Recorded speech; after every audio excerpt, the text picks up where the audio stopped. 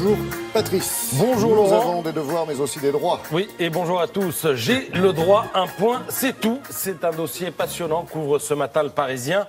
Le dossier d'une génération qui fait systématiquement passer le jeu avant l'intérêt général. La génération du moi d'abord, la génération de l'enfant roi, la génération du consommateur plus que du citoyen. Ça fait d'ailleurs un moment que la publicité, avec ses slogans qui flairent l'air du temps, nous avait alerté sur la prédominance de l'individu. Rappelez-vous les slogans. Bienvenue dans votre monde, parce que je le vaux bien. Aujourd'hui, on encaisse les dividendes amers de cet individualisme forcené. Il fait le jeu de deux courants, nous explique Barbara Lefebvre, une enseignante qui sort un livre sur le sujet. D'une part, le modèle ultralibéral avec le culte de l'argent et d'autre part, le communautarisme selon lequel on serait déterminé par une identité de naissance à préserver absolument. Alors évidemment, les réseaux sociaux magnifient la toute-puissance individuelle et tout cela ne présage rien de bon.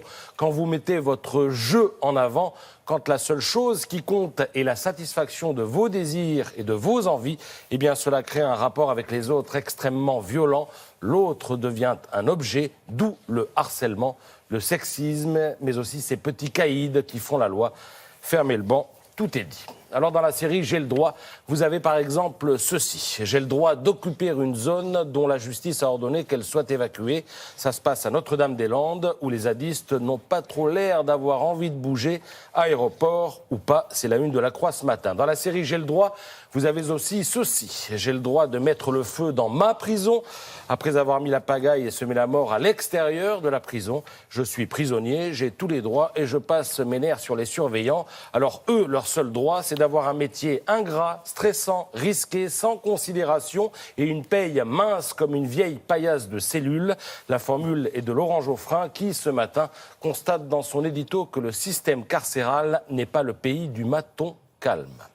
Dans la série J'ai le droit, vous avez aussi celui d'entrer illégalement dans un pays et d'exiger d'y être accueilli, protégé, promu et intégré, pour reprendre la formule papiste auquel l'humanité, une fois n'est pas coutume, donne de l'écho ce matin.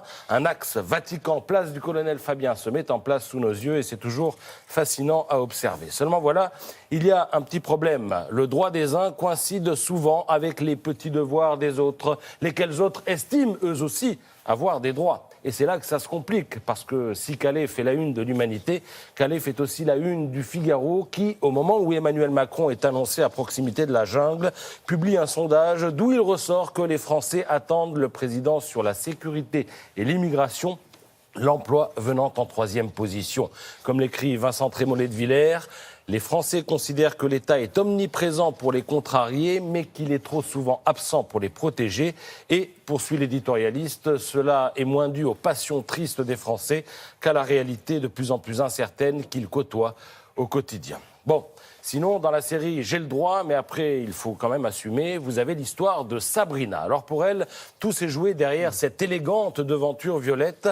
Bienvenue à Bourges, chez Espace Fantasme. Le contenu de la vitrine, avec ses nuisettes et ses guêpières, laisse assez peu de doute sur la nature du commerce qui prospère ici.